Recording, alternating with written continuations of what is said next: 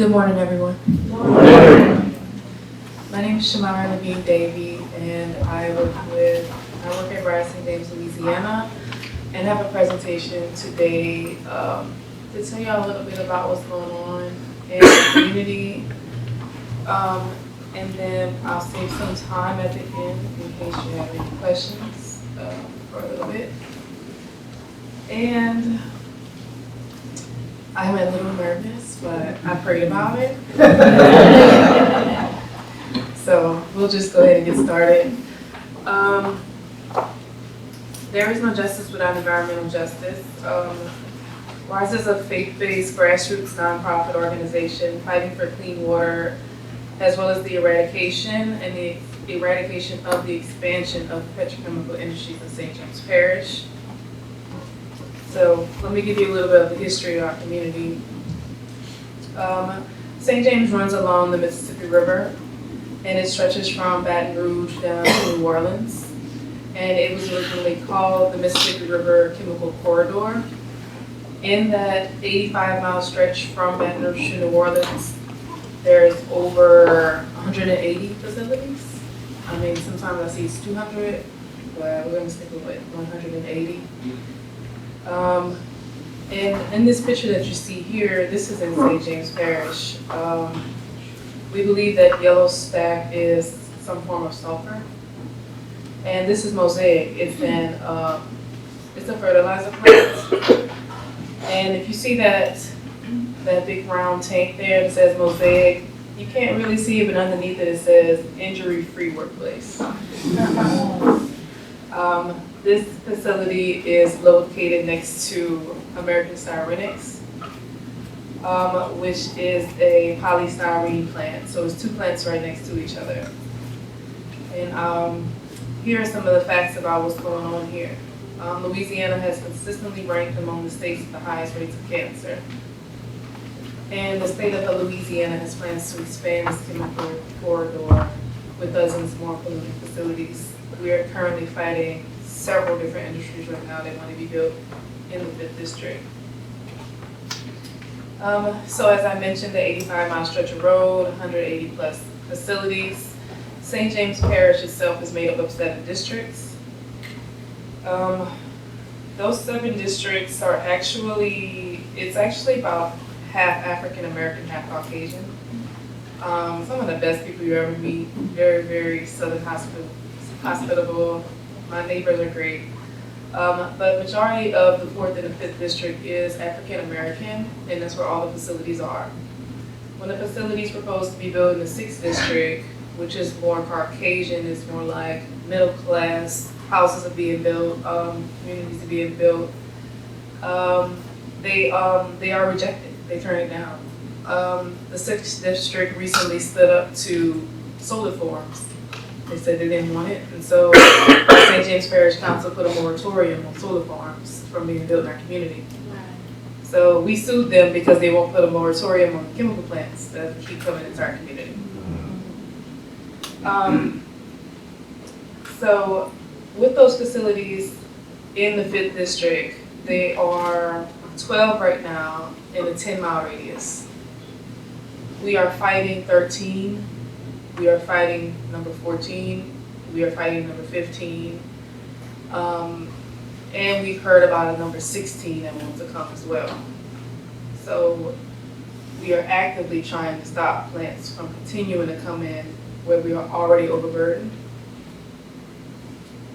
St. James is a cute little area along the Mississippi River, known for our sugar cane, our crawfish, and Friday night football. That's all we really have. And so at St. James High School, it would be every Friday night. It would be like the Saints were playing at our high school. Everyone would come and we would have cars lined all along the Mississippi, the River Road is what we call it, that runs along the levee. And you can just hear the freight train that would pass behind the stadium. And it would be perfectly timed whenever we would be playing a game to pass by the stadium and blow the horn, and we would erupt just to hear it. Yes, it was a very, very fond memory. Well, that St. James High School has been sold to an industry, and we don't have that school in that spot anymore. They moved it to the next district. So St. James High School is now Coke Methanol, a methanol plant. Yeah. And my mom, who I'll speak more about, she was a high school teacher at St. James High School for 38 years. And she was working at the school at the time they sold it. They found out after they sold the school, and the children and the teachers were still present and actively teaching and attending whenever the school was sold. And that has happened with several different things, several different jewels that we feel like we've had in the community. So we'll never have that experience again because it's moved away to where a train doesn't run by it anymore. And now the children have to travel further to get to school. But I bring up that example just to show that the industry really controls our community, and they pay off our parish council members, and they're able to do whatever they want to do pretty much if they have the right amount of money. This graveyard in this picture is where my father is buried, my grandfather, my grandmother, and as you can see in the landscape, that is an industry right across the street. That's storage tanks that we have in our community. And I believe this is an Exxon plant across the street. So Formosa Plastics is why this organization was founded. My mom heard about a $9.4 billion industry named Formosa Plastics that was going to be built in our community 2 miles away from my childhood home, where my mom still lives to this day. And it would be in the 5th district, of course, where we're from. And she heard about it on the news.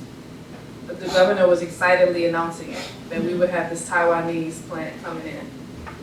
And my mom, she's a Taurus, and she was like, not on my watch. And that is how this organization began. She invited some community members, some neighbors, some friends over, and they had their first meeting in the den, and she made a pot of gumbo. And they sat down and they talked about what we're going to do, how we're going to fix this. Not knowing which way to go, she was still full-time teaching at St. James High School at the time, but she was just like, something has to be done. And October 2018 is when Ryan St. James was created. I've listed here, first I've posted this picture of this sign my mom has in her front yard right now. Because she don't care.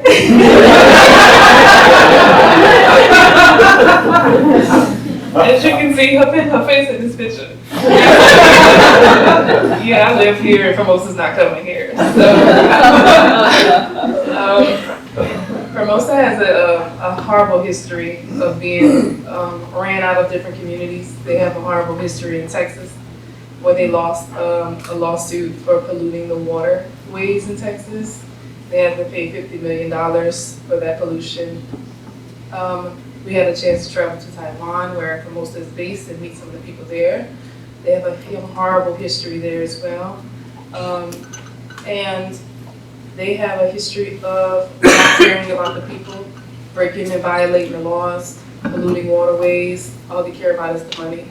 We've seen pictures of people who work at Formosa in Texas wearing a handkerchief around their face, not even protective gear, and they are coming in contact with very toxic chemicals. But it doesn't matter. They don't care about the workers. You're expendable. And then here's some of the chemicals that Formosa will be built. This is what it would emit into our air that's already polluted. We're already overburdened. This is what this is linked to, as you can see on the slide. So when they get put out of other places, Louisiana welcomes them in. And not only that, Louisiana gives them tens of millions of dollars of ITEP exemptions, which is tax exemptions, which could be going to our local schools.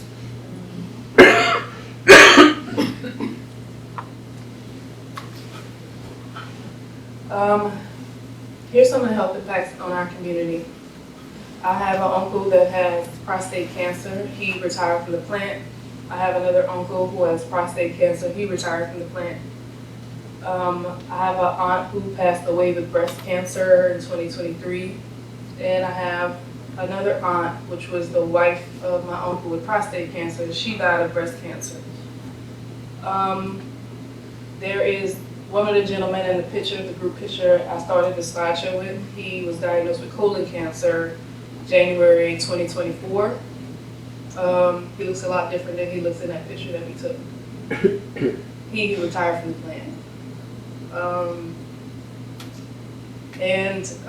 Actually, I have a podcast episode with him explaining the dangers and his experience working in the facility and the lack of equipment that he was wearing.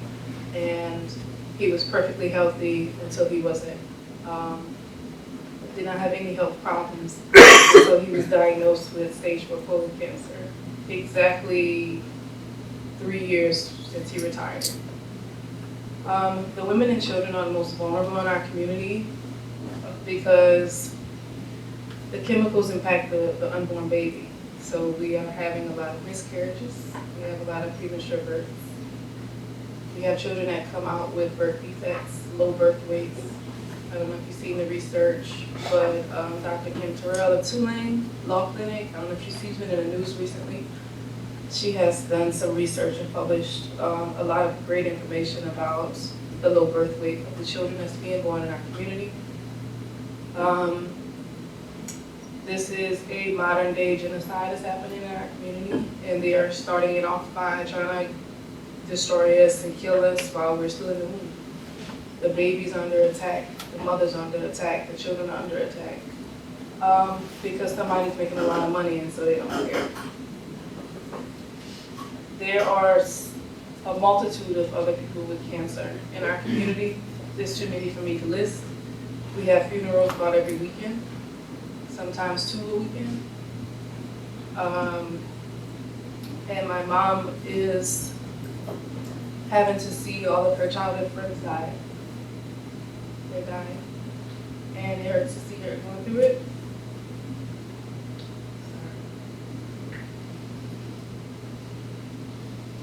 She's losing all her friends. Yeah.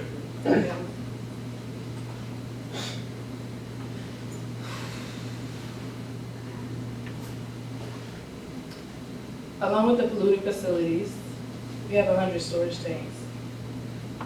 I was able to get a drone shot of the top of these tanks so you can see what's going on in there. And then the wastewater that you see is polluted as well as wastewater. These are unregulated. When they have spills, we aren't notified of it. The point of this picture is to show not only the tanks, but how close it is to the homes here. People are living in those homes. I have a childhood friend that grew up right next to one of these storage tanks, and he always had like little different physical ailments in school. And now I'm trying to connect the dots, but moving right along. We cannot always climb to safety. Sometimes we have to fight. This is the grain elevator directly across the street from my mom's house. It creates this orange flaky dust that'll coat your car when you come out. If you park there, you go in the house for a little bit, you come back out, and your car will be covered in this orange dust. So we are also fighting that as well. And I couldn't talk about this without mentioning my mom. I'm really grateful that she was able to stand up for this. I'm really grateful she was able to stand up, and I'm so inspired and I'm so proud. But I'm gonna move along and I'll cry. Okay, so the Biden administration, this is Administrator Regan, who was a godsend. He wasn't perfect, but in 2021, he came down to hear our stories. And, okay, let me tell you this. Whenever it was just a big thing when EPA was coming down. Mom's like, EPA is coming out, EPA is coming down. And so we go to this church, and this blacked out SUV pulls up, and we're all just waiting. And this man gets out the car, and I was like, that's the administrator? thought he was gonna be old and white. So when he got out, I was like, oh Lord God, you really are trying to make a change in our community, because what is he doing in that position? And so when he came in, we took him through a toxic tour of our community. And the thing that stuck out to me about Administrator Regan was that he didn't say a word. He did not talk. He let us all talk, and he listened for hours. And he did not speak until the very, very end. And let me tell you something, when it comes to politicians, they talk first. They interrupt you. I say that because we have Short Carter, and that's what he does. He talks to us first. He has to say he wants us to listen to him. And that's the difference with somebody that's actually trying to help. And so he told me himself that going on this tour changed him. And he put out something called the Han Rules that have really impacted us, that we're so grateful for, that we're still benefiting from today. And then he put some things in place that Trump rolled back a lot of it, but he made a lot of progress for us, and it was the first time that we actually felt heard and seen. And I started thinking, like, maybe God does have something going on here, to have an administrator that's actually going to pay attention and listen to us and actually come see us, which EPA wasn't doing before that. And so you see Dr. Wright in there. These are two community members that live in Bourbon Street. Whenever you come to do your tour, I'm going to bring you to Bourbon Street. Bourbon Street, we call it the worst part of St. James, of the 5th District, because it's sandwiched in between two facilities. We have New Star on one side and then Marathon on the other side. So behind them, as you see storage tanks, that's Marathon. And where they're facing towards is New Star. So they're sandwiched in, and it's a street where people live. And these are two residents there. The lady in white has cancer. And then Celestine, she's babysitting me in blue. But she does not have cancer, praise God, but she does have some other health ailments that's going on with her. And the lady in white, her brother has cancer as well. So they both live in Bourbon Street, and it's really heartbreaking to see children outside playing basketball in between two classes.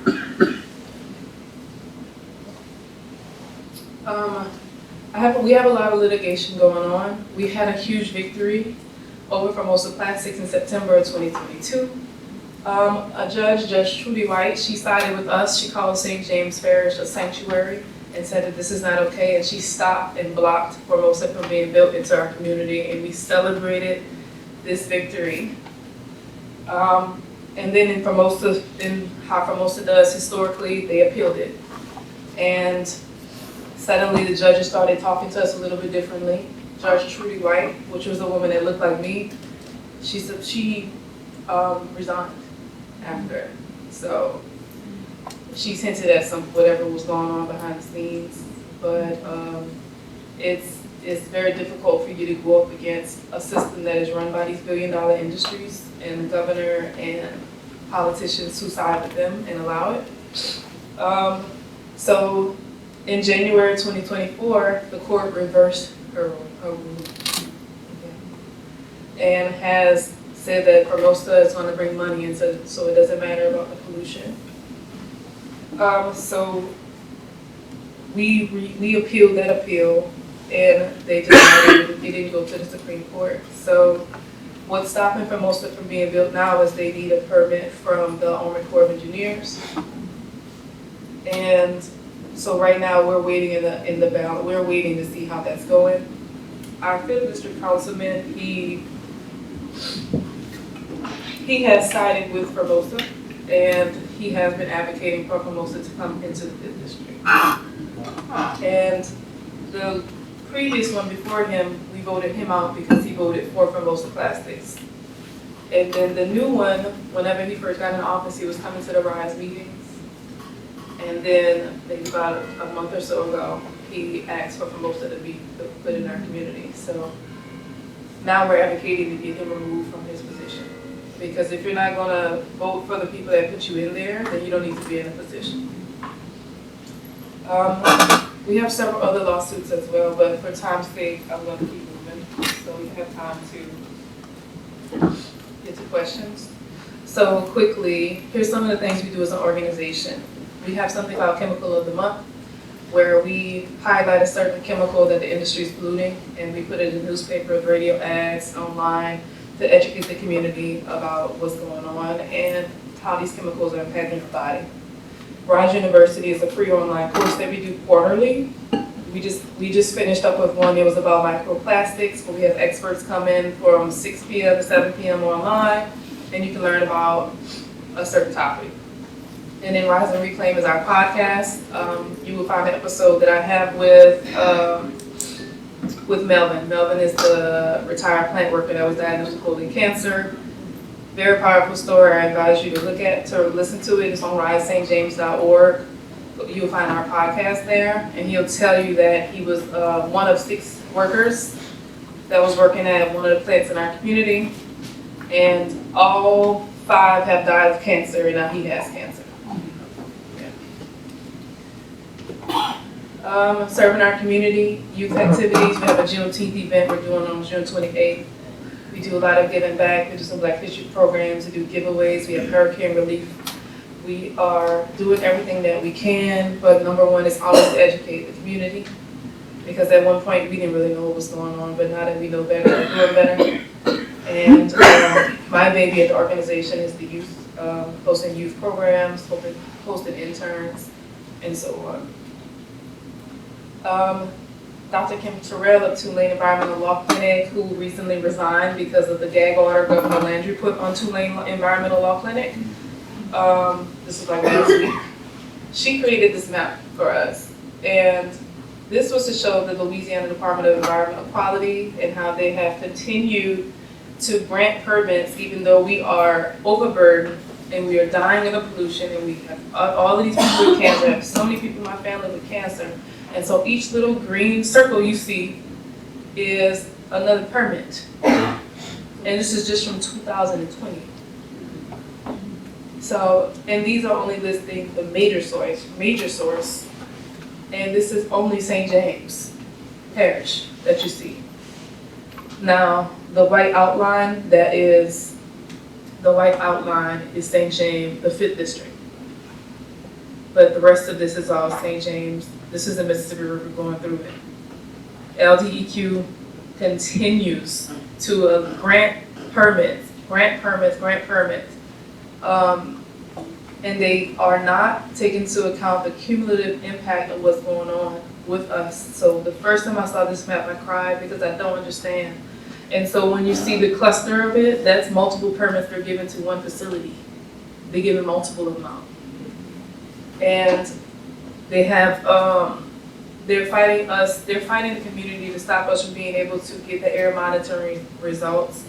It's just a lot that they're doing, but they are in support of the facilities and the money that it's going to make. They feel that our economy cannot sustain without them. And our governor is super Trump, pro-industry, and he is passing legislation to silence us. And he's violating all type of different constitutional rights and so on and so forth. Moving right along though. Johns Hopkins did a study and found that the toxic gas found in Louisiana is higher than what the industries are reporting. But I mean, would the industries tell on themselves? Of course it is. In loving memory of some of the people in our community that has passed away. Ms. Geraldine, Imelda West is my cousin who stopped Shintech from being built in St. James Parish in the 90s. So I got a couple of them in my family. Reverend Clarence, Keith Hunter, and my aunt Claretta, who passed of breast cancer. And many, many more. That slide needs to be updated. Our immediate needs. We need money. We're going up against billion-dollar industries that have a lot of money and can pay a lot of lobbyists. We need more air monitoring, self-monitoring, water filters. We need hurricane preparedness. We need evacuation routes, cancer treatment, health monitoring. We need data. We need research. We need science. We need you. And being that I'm in this space, I cannot not say this. We need clergy. We need people to talk to the priests and the pastors in our community because they are not supporting us as they should be. They're not supporting us knowing that that's what God would tell you to do, and that's God's way is to help the people. But they deny us from using their facility. They won't let us use the church hall. And Martin Luther King, his whole fight was based in the church. So we need the church in order to be successful. You can learn more about the work of RISE. And in conclusion, I have one. I'm gonna go back to the screen, but I have one more bonus for you guys, which is my dog. This is Draco, and Draco was diagnosed with lymphoma cancer in February. I know. But he's in chemo today. My husband's taking him to chemo. And if he came in here right now, you would tell me that nothing's wrong with that. He's very energetic. He's very, very good. But just please keep him in your prayers. But we are dealing with cancer in our home, my husband and I, dealing with our dog, who pretty much brought us together before we even, he's part of the reason him and I started dating and got married. And so, this is little Draco with his little Chick-fil-A. So, he enjoys the fish, but I just need you guys to pray for him, and that we can beat this cancer, because God has the last say. And with that, I'm going to go back to this page that you guys can get some information. You can follow us on Instagram. You can go to our RISE page, and then there's our donation link right there. And we have about 3 minutes-ish, 3 to 4 minutes. I got timed it, so. If y'all have any questions or any comments or concerns.